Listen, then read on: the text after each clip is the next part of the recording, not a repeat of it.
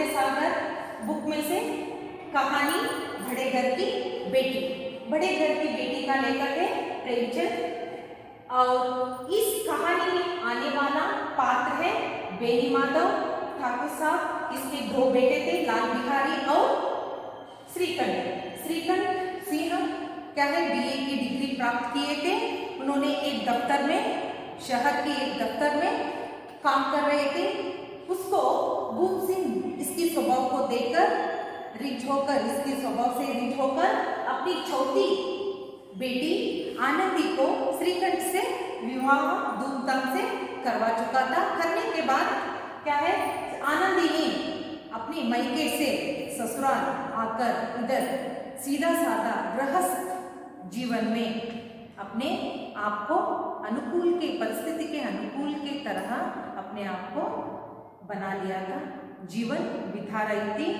एक दिन क्या होता है, पेज नंबर 33 में एक बार पढ़ूंगी, आप ध्यान से देखते, आप भी घर में पढ़ना है और पॉइंट्स को भी याद रखना है। एक दिन दोपहर के समय लाल बिहारी सिंह दो चिड़िया लिया हुआ आया और बाबत से बोला, जल्दी से पका दो, मुझे भूख लगी है। आनंदी भोजन बनाकर उनकी राह देख रही थी। एक दिन क्या हुआ, आनंदी ने कुछ चीजें बनाकर उसकी देवर के इंतजार कर रही थी। पति तो शहर में काम कर रहा था। सप्ताह में एक बार वो एक दिन आता था, चले जाता था नौकरी के लिए और देवर को भोजन की इंतजार वो कर रही थी। तब वो जल्दी आकर एक दो चिड़िया काटकर उसका मांस लाकर आनंदी को दे डाले, उसको पका दो, मेरे को भूख लगी है। आनंदी भोजन बनाकर उसकी राह देख रही थी। अब वह नया व्यंजन बनाने बैठी। आड़ी में देखा तो घी पाव बरी से अधिक न था। बड़े घर की बेटी किफायत क्या जाने, उसने सब घी मांस में डाल दिया। लाल बिहारी खाने बैठा तो दाल में घी न था। बोला, दाल में घी क्यों नहीं छोड़ा? पहले ही आनंदी ने कुछ व्यंजन को बनाकर रखी थी। बाद में लाल बिहारी आकर उसको मांस पकाने के लिए बोले तो क्या है, बॉक्स में घी आधा से बहुत कम था, मतलब क्या है, पाव से ही बहुत कम था। उस सभी घी को वो मांस पकाने में डालकर क्या किया है, पकाने को वो रख डाले। जब लाल बिहारी ने खाने के लिए बैठे तो दाल में घी नहीं था। इस नहीं तो वो तुरंत क्या है, अपनी भाभी को पूछता है, आनंदी को पूछता है, दाल में घी क्यों नहीं छोड़ा, क्यों नहीं डाला? नेक्स्ट आगे देखेंगे, पेज नंबर 34। आनंदी ने कहा, घी सब मांस में पड़ा गया। लाल बिहारी जोर से बोला, अभी परसों घी आया है, इतनी जल्दी उठ गया? वो लाल बिहारी ने आनंदी से जोर से बात करता है, क्या है, मैं परसों ही क्या है घी लाई थी, इतनी जल्दी क्या खत्म हो गया क्या? आनंदी ने उत्तर दिया, आज तो कुछ पाव भर रहा होगा, वह सब मैंने मांस में डाल दिया।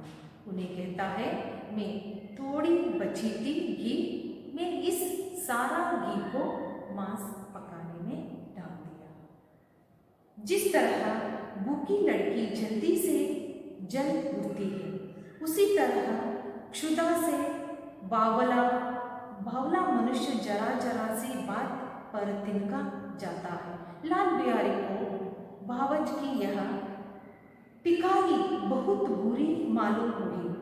तिलक कर बोला, मैके में तो जैसे घी की नदी बहती हो। वो क्या है, वो भी जवानी है। इस तरह उसने अपनी देवर कहने से उनको भी बहुत ही क्रोध आया।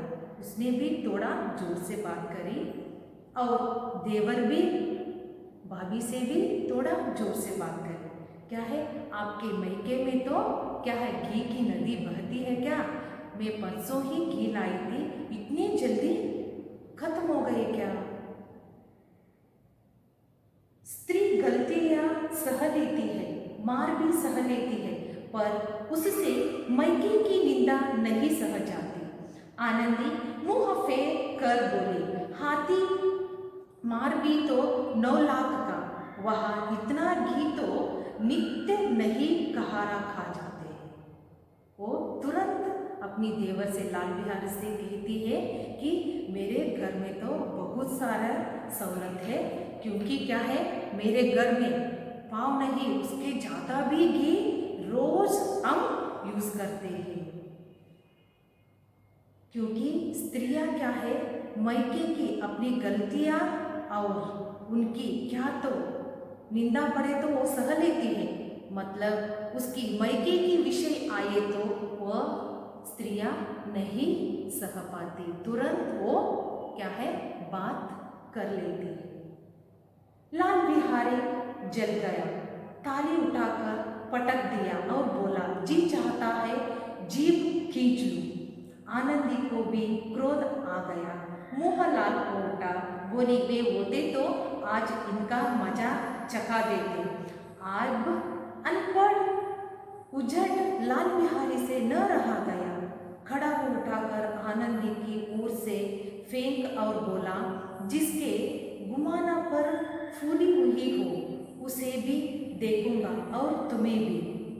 वो क्या है, देवर और भाभी के बीच क्या है, खाने के बैठे तो उनको घी की कम की विषय से क्या है, इतना बात हुई कि दोनों को बीच में क्या है, उन्होंने भी क्या है जोर से बात करती है, उन्होंने भी जोर से बात करते, बात करते करते उस समय क्या है, लाल बिहारी ने खड़ा उठाकर क्या है, वो उसको फेंक डाले, आनंदी को फेंक डाले। आनंदी ने हाथ से खड़ा और रोकी, सिर बच गया। वो खड़ा उठाकर लाल बिहारी ने फेंके तो क्या है, वो सिर को लगने वाला था, वो उसकी हाथ वो क्या है, उसका विरुद्ध वो हाथ को फेर डालने से क्या हो, उसकी हाथ को डांट पड़ी, पर उंगली में काफी चोट आई। क्रोध के मारे हवा से हिलते हुए पत्ते की भांति खामती हुई अपने कमरे से आकर खड़ी हो गई। स्त्री का बल और पुरुषत्व का घमंड होता है। आनंदी खून का घूंट पीकर रह गई। देखो उधर क्या हो गया है, आनंदी ने वो उधर लाल बिहारी देवर ने उस बातचीत में, दोनों की बातचीत में फेंकने से क्या हो गया, उनको उंगली को, सिर को लगने वाले क्या है, डांट उंगली को लग गई। उंगली की चोट लगने से, सिर को चोट लगने वाली थी, वो क्या है, उसको हाथ फेरने से उंगली को लग गई। इसलिए उन्होंने तुरंत अपने कमरे में जाकर वो अपनी दुख को व्यक्त कर रही थी। वो पुरुषत्व और इधर स्त्री का हालत क्या हो गए, देखो स्त्री एक गृहस्थ निम्न वर्गीय मध्यम वर्गीय जनता की परिस्थिति कैसा रहता है दोनों को बीच में, इस तरह इसका विवरण इस प्रेमचंद जी ने क्या है, सजीव चित्रण, यथार्थवाद का चित्रण इधर चित्रित किया गया है। श्रीकंठ सिंह शनिवार को घर आया, करते थे गृहस्थ परिवार को वह घटना घटी थी। 2 दिन तक आनंदी कौप भवन में रही, न कुछ खाया न कुछ पिया, बस श्रीकंठ की बांट देखते रहा। अंत में शनिवार को वे नियमानुसार संध्या समय घर आए और बाहर बैठकर कुछ इधर उधर की बातें, कुछ देश काल संबंधी समाचार तथा कुछ नए मुकदमे आदि की चर्चा करने लगे। यह वार्तालाप 10 बजे रात तक होती रही। शनिवार के दिन वो दोनों को लाल बिहारी और आनंदी के साथ बातचीत हो गई थी। उनको चोट लगी थी उंगली को, वो अंदर कमरे में, अपनी कमरे में आकर बैठी थी। वो कल शनिवार था, हफ्ते के एक बार उसकी पति आनंदी की पत्नी घर आकर जाते थे। वो शनिवार का दिन था, उन्होंने आ गई।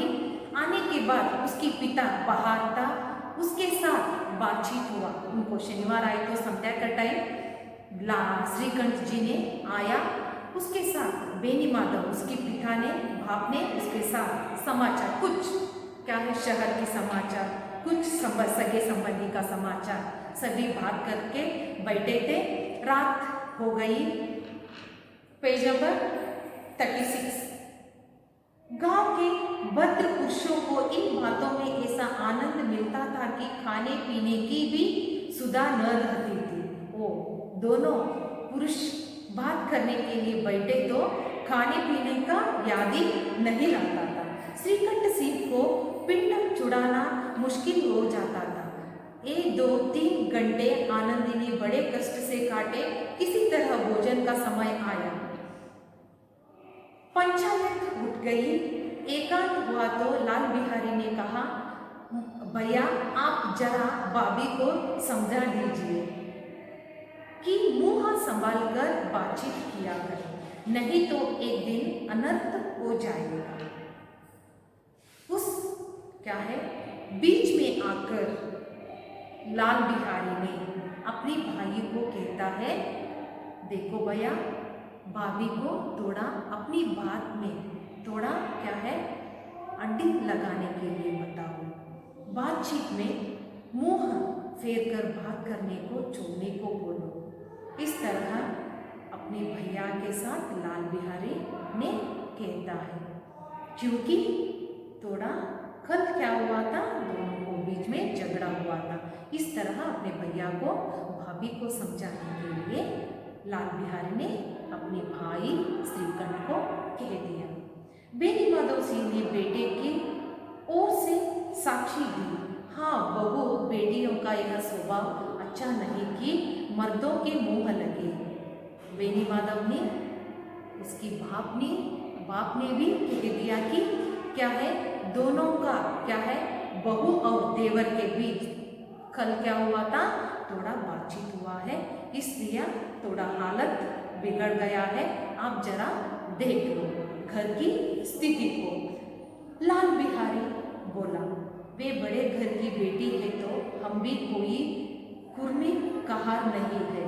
श्रीकंठ ने चिंतित स्वर से पूछा, आखिर बात क्या हुई?